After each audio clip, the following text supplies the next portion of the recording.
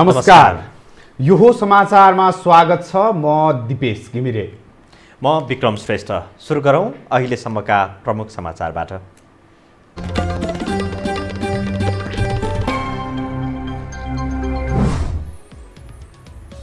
अतिक्रमित भूमि समेटिएको नेपालको नयाँ नक्सा सार्वजनिक, भारतले सकारात्मक प्रतिक्रिया दिने सरकारको विश्वास।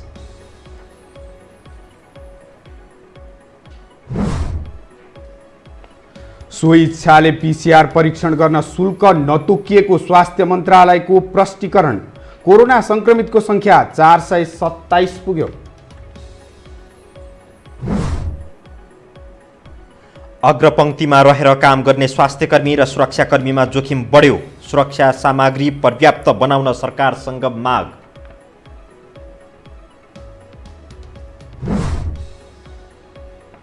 स्वदेश फर्कन चाहने नेपाली प्रति सरकार गम्भीर नभएको सांसदको आरोप। नागरिकलाई अनागरिकको व्यवहार गरेको विज्ञको तर्क।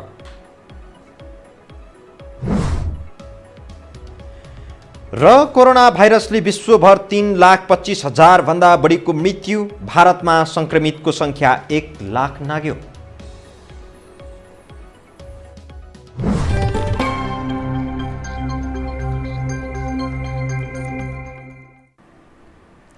अब समाचार विस्तारमा। सरकारले लिम्पियाधुरा, लिपुलेख र कालापानी सहित नेपालको अध्यावधिक नक्सा सार्वजनिक गरेको छ। भूमि व्यवस्था, सहकारी तथा गरिबी निवारण मन्त्रालयमा आज नयाँ नक्सा सार्वजनिक गरिएको हो। मन्त्री पद्मा अर्यालले यही जेठ 5 गते मन्त्री परिषदले स्वीकृत गरेको नक्सा सार्वजनिक गर्नुभएको हो। राष्ट्रियता र सम्प्रभुताको रक्षाका लागि नेपाल सरकार प्रतिबद्ध रहेको भन्दै मन्त्री अर्यालले नेपालको यो कदमलाई भारतले पनि सकारात्मक रूपमा लिने विश्वास व्यक्त गर्नुभयो। नेपालको सम्पूर्ण भूमि समेटिएको नक्सा सार्वजनिक हुनु सिङ्गो नेपालका लागि ऐतिहासिक क्षण भएको उहाँको भनाइ छ। नक्सा सार्वजनिक गर्ने यो अवसरमा सिङ्गो नेपाल र नेपालीका लागि ऐतिहासिक सुखद क्षण हो। सार्वजनिक गरिएको राजनीतिक तथा प्रशासनिक नक्सामा 753 वटा स्थानीय तह, 7 वटा प्रदेश र अन्तर्राष्ट्रिय सीमानाहरू पनि समेटिएका छन्।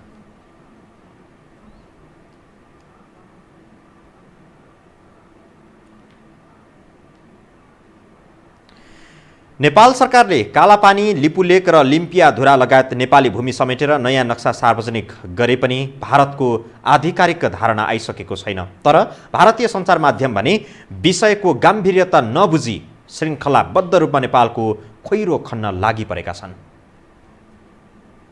अतिक्रमित भूमि समेटेर नेपालले राजनीतिक नक्सा सार्वजनिक गरेसँगै छिमेकी मुलुक भारतका सञ्चार माध्यमले नेपालको चौतर्फी आलोचना गरिरहेका छन्।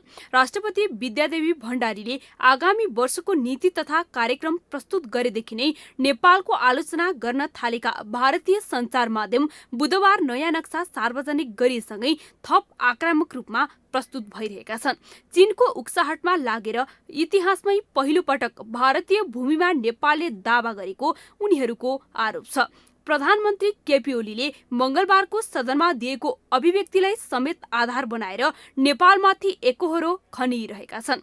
देखिए, नेपाल ने अपनी कैबिनेट में भारत के 3 इलाकों को अपने इलाके का बताया, अपना बताया और उसको लेकर एक विवादित नक्शा पास किया। नक्सा सार्वजनिक भएसँगै समर्थनमा ट्वीट गरेकी नेपाली मुल्की बलिउड अभिनेत्री मनिषा कोइरालालाई समेत भारतीय मिडियाहरूले श्रृङ्खलाबद्ध रूपमा खेदिरहेका छन्। भारतको नुन खाएर अर्कैको गीत गाए जस्तो निकृष्ट आरोप उनीमाथि थोपरिएको छ। खाते भारत का है और गीत चीन का गाते हैं। नेपाली नागरिक रही मनीषा कोइराला, बड़ी फिल्मों में स्टार बनी, स्टारडम हासिल हुई उनको रोजगार यहाँ भारत में मिला। लेकिन अब नेपाल ने जो नया नक्शा जारी किया है उस पर ट्वीट करते हुए उन्होंने कहा है कि इस मसले पर चीन, नेपाल और भारत को मिलकर बात करना चाहिए। त्यसो त विरोधी मुलुकहरूको खोइरो खनेर आलोचना गर्ने भारतीय मिडियाको प्रवृत्ति हो। तर छिमेकी नेपालको भूमि हडपेर आफ्नो बनाउने भारतको योजनामा तुषारापात हुन लागेको देखेर त्यहाँ मिडिया बचाउन लागेका देख्दा गर्नेलाई भन्दा देख्नेलाई लाज भन्ने उखान सार्थक भएको छ। यो टेलिभिजनका लागि कान्ति न्यौपाने, काठमाडौँ। अब बाँकी समाचार। नेपालमा थप 25 जनामा कोरोना संक्रमण पुष्टि भएको छ। आज 18 पुरुष र 7 महिलामा संक्रमण थपिएको हो। कपिलवस्तुमा 13, धनकुटामा 5 र नवलपरासीमा 1 जनामा संक्रमण देखिएको हो। त्यस्तै बाँकेको नरैनापुरमा 5 र खजुरा गाउँपालिकामा 1 जनामा संक्रमण देखिएको छ। यससँगै नेपालमा संक्रमितको संख्या 427 पुगेको छ। त्यस्तै कोशी अस्पतालमा उपचाररत उदयपुरका 8 जना डिस्चार्ज भएका छन्।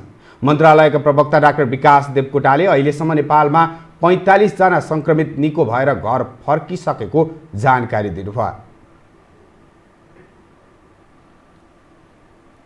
कोशी अस्पतालमा रहेका उदयपुर जिल्लाका 8 जना पुरुषहरूको PCR प्रविधिबाट नेगेटिभ परीक्षणको नतिजा आए पश्चात 29 देखि 33औं दिनसम्म अस्पतालमा रही उपचारमा रहनुभएको उहाँहरू डिस्चार्ज हुनुभएको छ।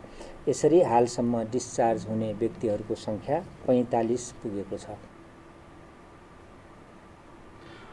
त्यसैगरी मन्त्रालयले स्वेच्छाले PCR परीक्षण गराउन चाहनेका लागि अहिलेसम्म शुल्क निर्धारण नभएको जनाएको छ। डाक्टर देवकोटाले सरकारी तथा सामुदायिक अस्पतालले तोकिएको दर रेटमा परीक्षण गराउन पाउने गरी केही दिनमै शुल्क निर्धारण गर्ने बताउनुभयो।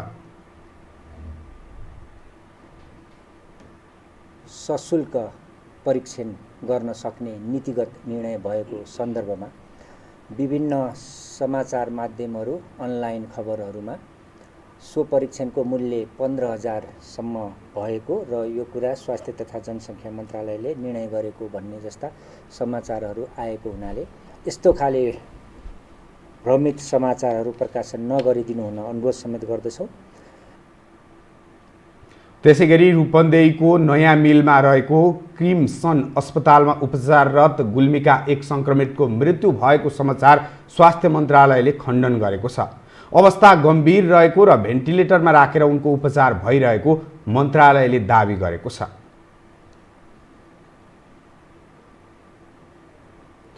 स्वास्थ्यकर्मी तथा सुरक्षाकर्मी कोरोना संक्रमणको जोखिममा परेका छन्। नागरिकको स्वास्थ्य र सुरक्षाका लागि अहोरात्र खटिएका व्यक्तिहरू नै जोखिममा पर्न थालेपछि थप सावधानी अपनाउनु पर्ने महसुस गरिएको छ। विश्वभर महामारीको रूप लिइरहेको कोरोना भाइरस संक्रमणले नेपाल पनि अछुतो छैन। दिन प्रतिदिन संक्रमित बढ्दै गर्दा मुलुकका सबै क्षेत्रमा त्रास छाएको छ। उपचारमा संलग्न स्वास्थ्यकर्मी र जनधनको सुरक्षा गर्न बसेका सुरक्षाकर्मी पनि संक्रमित भइरहेका छन्। स्वास्थ्यकर्मी र सुरक्षाकर्मी नै कोरोना संक्रमित हुनु चिन्ताको विषय हो। काठमाडौँको कालीमाटी वृत्तमा कार्यरत 2 प्रहरी अधिकारीलाई मंगलबार संक्रमण देखिएपछि त्यस क्षेत्रमा रहेका 6 वटा प्रहरीका इकाइ नै सिल गरियो। संक्रमणको क्रम बढेपछि फिल्डमा खटिने सुरक्षाकर्मीका लागि थप सावधानी अपनाउन थालिएको छ। ड्युटी जाँदा अपनाउनु पर्ने प्रिकसनको मेजरहरू कसरी गर्ने, के गर्ने भन्ने कुराको एउटा हाम्रो निर्देशिका गइसकेका छ। त्यो अनुसारै अब यो आफूलाई यस्ता संक्रमणबाट हुन नदिन रोकथाम गर्न, त्यो नियन्त्रण गर्न हामीले ब्यारेकमा केही चाहिँ प्रोटोकलहरू हामीले तयार गरेर लागू गरिसकेका छौँ। जस्तो अब त्यहाँ आउने सेवाग्राहीसँग भेटघाट गर्दाखेरि, हाम्रो ठुलो ल्याउँदाखेरि उपनाउनुपर्ने उपचारको के अरे त्यो सुरक्षाको उपायहरू र इभन हाम्रै कर्मचारीहरू बाहिरबाट आयो भने पनि क्वारेन्टाइन राखेर 14 दिनपछि मात्रै ड्युटीमा खटाउने। संक्रमण फैलिन थालेपछि सडकमा सवारी साधन जाँच गर्ने ट्राफिक प्रहरीका लागि PPE को व्यवस्था मिलाइएको छ। अहिले राजधानीका चोक चोकमा PPE लगाएर खटिएका ट्राफिक प्रहरी देख्न सकिन्छ। फिल्डमा खटिने प्रहरीका लागि उपलब्ध गराइएको स्वास्थ्य सुरक्षा सामग्री भने अझै पनि अपर्याप्त नै छ। कतिपय सुरक्षाकर्मी भने अझै पनि खाली हात नै जनताको सुरक्षामा खटिने रहेका छन्। यसतर्फ सरकारको ध्यान जान आवश्यक छ। क्यामेरामा DB मगरका साथमा सम्वेक बस्नेत, काठमाडौँ। हामीसँग समाचार अझै बाँकी छन्, अहिलेलाई विश्राम।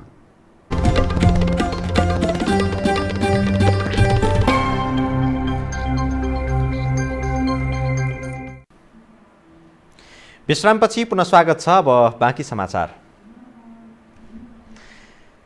सांसदहरूले विदेशमा अलपत्र परेका नेपाली नागरिकलाई तत्काल फिर्ता ल्याउन वा त्यही उचित व्यवस्थापन गर्न माग गरेका छन्।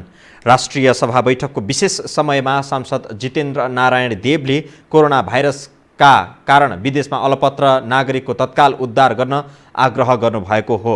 उहाँले प्रतिपक्षी दलले पूर्वाग्रही ढङ्गले विदेशमा रहेका नेपाली मुद्दा उठाइरहेको भन्ने प्रधानमन्त्रीको अभिव्यक्तिप्रति आपत्ति पनि जनाउनुभयो। हिजो प्रधानमन्त्रीजीले प्रतिपक्षले खास गरेर प्रमुख प्रतिपक्षले यो विषयलाई बाहिरका नेपालीहरूलाई जो नेपालको सरहदभित्र बाहिर हुनुहुन्छ त्यो नेपालीहरूलाई आउन दिनुपर्छ, ल्याउनुपर्छ, सरकारले गरेन भनेर ल्याउन सकेन भन्ने जुन विषय उठाइरहेको छ त्यो पपुलिस्ट हुनको लागि सरकारले काम गरेन भनेर आग्रहपूर्ण तरिकाले उठाइराखेको छ भन्ने जुन भनाइ उहाँले हिजो राख्नुभयो त्यो गलत भनाइ उहाँले राख्नुभयो। अर्का सांसद रामनारायण बिडारीले भूमि अतिक्रमण समस्या कूटनीतिक माध्यमबाट समाधान गरिनुपर्ने पनि बताउनुभयो। तत्काल दुई देशका पदाधिकारीको बीच वार्ता गरी निकास निकाल्नुपर्नेमा उहाँको जोड छ।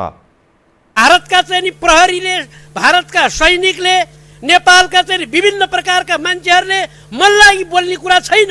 यसमा बडो गम्भीरताका पूर्वक बडो सोचेर सम्बन्धित पदाधिकारीले सम्बन्धित ठाउँमा छिटो भन्दा छिटो वार्ता र कूटनैतिक रूपमा विचार गरेर बोल्नुपर्ने छ।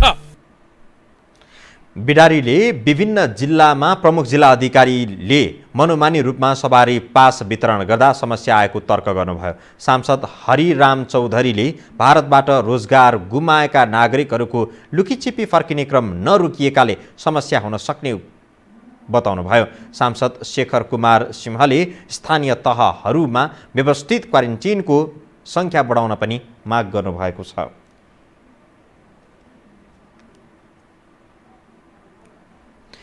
विदेशमा रहेका हजारौं नेपाली स्वदेश फर्किन खोजे पनि सरकारले चासो देखाएको छैन।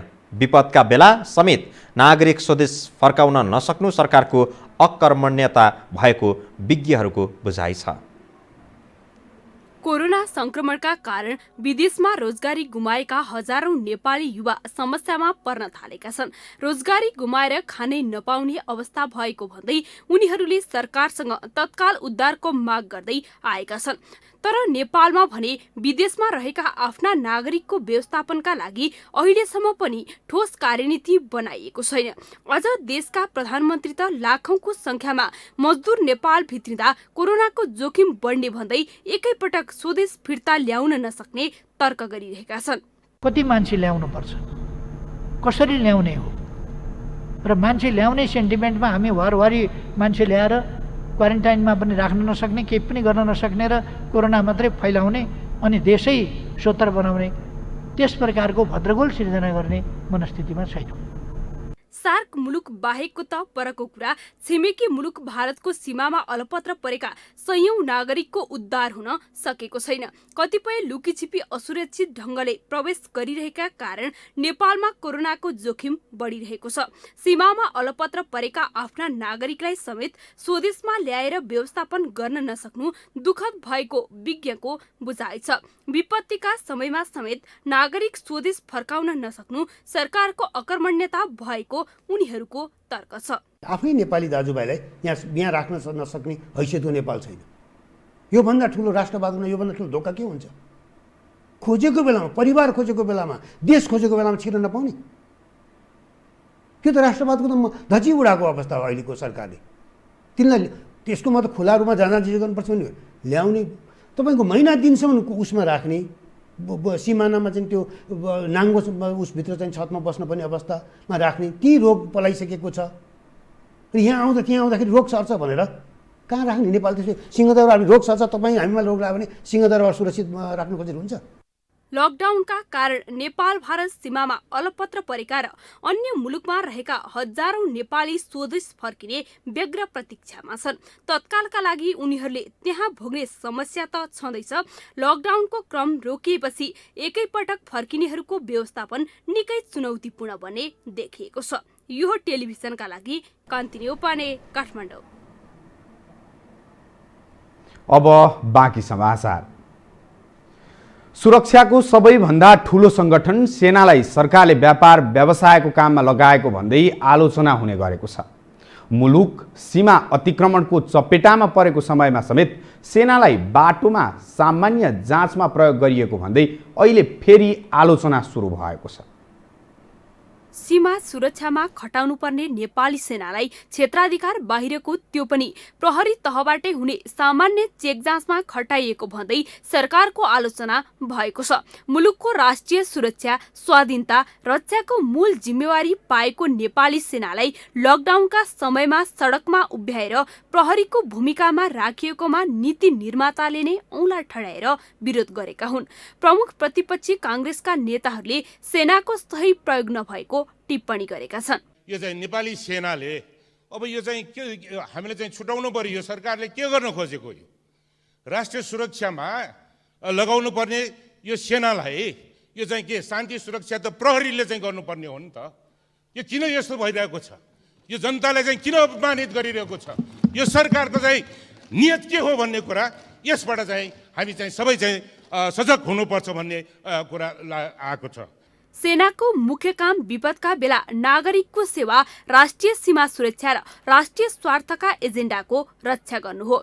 साथै आन्तरिक द्वन्द्व भएका देशमा विद्रोहीसँग र बाह्य युद्ध भएको देशमा शत्रु राष्ट्रसँग लड्नु हो। तर ठेकेदारको अविश्वास, सरकारी संयन्त्रकै ढिलासुस्ती र अनियमितताले बाटो खन्नेदेखि सामान्य काममा समेत सेनाकै प्रयोग हुन थालेको छ। यस्तो प्रवृत्ति कोरोना संकटका बीच मेडिकल सामग्री खरिदमा समेत देखिएको थियो। सेनालाई झिना मसिना काममा खटाउँदै लैजाँदा संगठनको गरिमामा समेत आँच आउने विज्ञहरूको सुझाव छ। सीमा सुरक्षासँग नेपालको सेनाको कुनै सम्बन्ध छैन भने विघटन गर्दै हुन्छ। किन राख्ने? त्यसकारण तपाईँले भन्नु यो अलिकति एक्सट्रिम कुरा हो। सामरिक विकल्पको प्रयोगका कुरा गर्दाखेरि देश ठुलो छ सानो छ भनेर रोकिँदैन। सीमा अतिक्रमणको मुद्दा जोडतोडले उठिरहेका बेला कतिपयले सेनालाई सडकमा खटाउनको सट्टा सीमामा खटाउन सुझाव जनस्तरबाट पनि आइरहेका छन्। क्षेत्राधिकार बाहिरका काममा सेनालाई खटाएर प्रमुख प्राथमिकतालाई भने गौण बनाएपछि सरकारको आलोचना हुनु पनि स्वाभाविक हो। यो हो टेलिभिजनका लागि कान्ति नेउपाने, काठमाडौँ। बीमा समितिले बीमा पोलिसीमा लिएको ऋणको ब्याजमा छुट दिने घोषणा गरेको छ। समितिले आज विज्ञप्ति जारी गर्दै पोलिसी धितोमा लिएको ऋणको ब्याज भुक्तानी गर्दा छुट दिने घोषणा गरेको हो। उक्त पोलिसी धितोको ब्याज 3 महिना र 6 महिनामा बुझाउनु पर्ने व्यवस्था रहेको थियो। तर अब लकडाउन सकिएको 1 महिनाभित्रमा भुक्तानी गर्न सकिने समितिले जनाएको छ। समितिका अनुसार लकडाउन अवधिभर या लकडाउन सकिएको 1 महिनाभित्र ब्याज भुक्तानी गरेमा 15% छुट दिइनेछ। आज जारी गरेको निर्देशन अनुसार नेपालका 19 वटा कम्पनीमा बीमा पोलिसी धितो राखी लिएको 40 अर्ब ऋणमा लाग्ने ब्याजमा 15% छुट हुने उल्लेख गरिएको छ।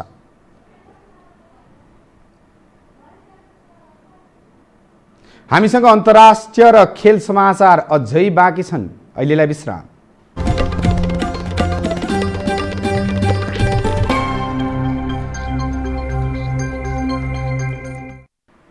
विश्रामपछि पुनः स्वागत छ। अब अन्तर्राष्ट्रिय समाचार।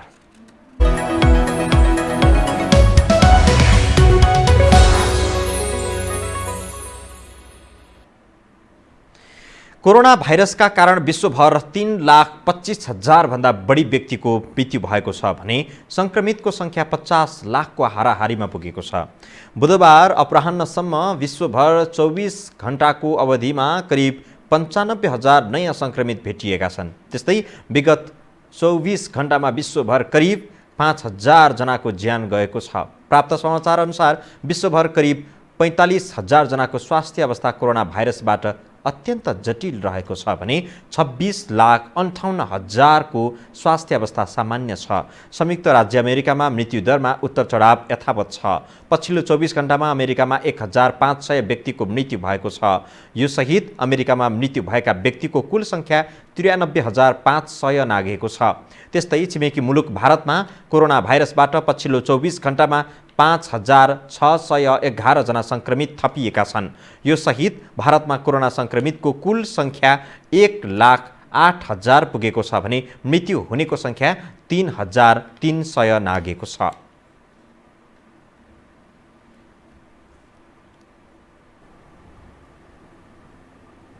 अब खेल समाचारको पालो।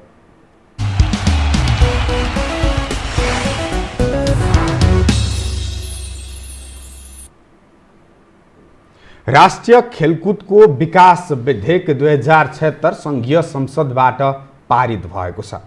यसअघि सङ्घीय संसदको दुवै सदनबाट पारित भएको विधेयक बुधबार प्रतिनिधि सभामा भएको संशोधन स्वीकार गर्दै राष्ट्रिय सभाबाट पुनः पारित भएको हो। युवा तथा खेलकुद मन्त्री जगत बहादुर सुनारले बुधबार प्रतिनिधि सभामा भएको संशोधन स्वीकार सहित पुनः पारित गरियोस् भनेर राष्ट्रिय सभामा पेश गरेको विधेयक सर्वसम्मतिले पारित भएको हो। अब यो विधेयक प्रमाणीकरणका लागि राष्ट्रपति कहाँ पुग्नेछ। राष्ट्रपतिले प्रमाणीकरण गरेपछि कार्यान्वयनमा आउनेछ।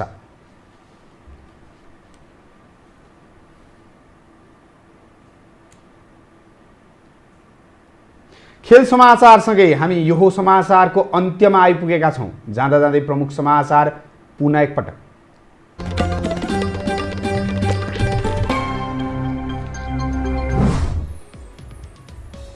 अतिक्रमित भूमि समेटिएको नेपालको नयाँ नक्सा सार्वजनिक, भारतले सकारात्मक प्रतिक्रिया दिने सरकारको विश्वास।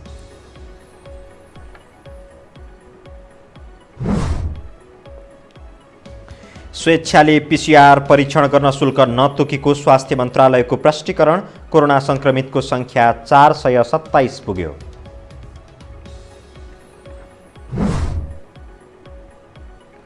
अग्रपङ्क्तिमा रहेर काम गर्ने स्वास्थ्यकर्मी र सुरक्षाकर्मीमा जोखिम बढ्यो। सुरक्षा सामग्री पर्याप्त बनाउन सरकारसँग माग।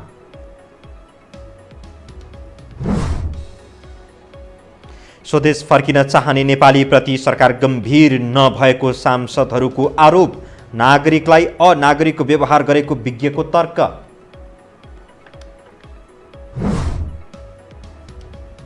र कोरोना भाइरसले विश्वभर 3,25,000 भन्दा बढीको मृत्यु, भारतमा संक्रमितको संख्या 1 लाख नाग्यो।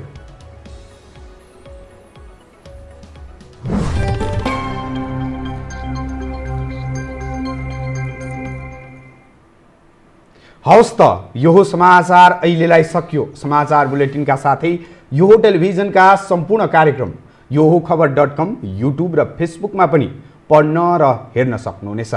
मोबाइलमा योहो टिभी एप डाउनलोड गरी हामीलाई प्रत्यक्ष हेर्न सक्नुहुनेछ। तथ्य सहितको निष्पक्ष समाचारका लागि हेर्दै रहनुहोला योहो टेलिभिजन। नमस्कार।